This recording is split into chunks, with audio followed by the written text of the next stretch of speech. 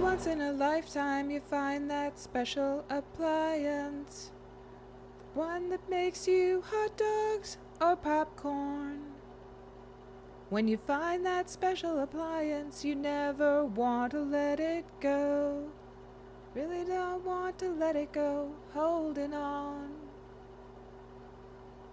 But I hear it screaming softly in the night. Can't hold on forever, eventually we all go.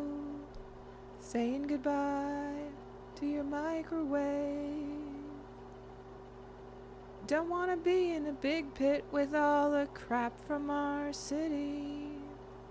But then it really needs a new scene. Maybe the scene it needs involves other old microwaves. Maybe it needs a dark and quiet space. I hear it screaming softly in the night.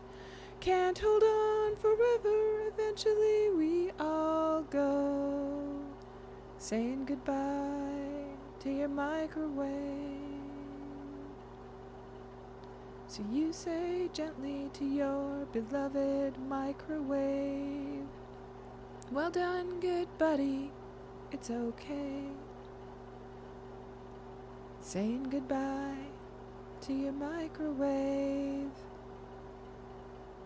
40 years of good service is enough.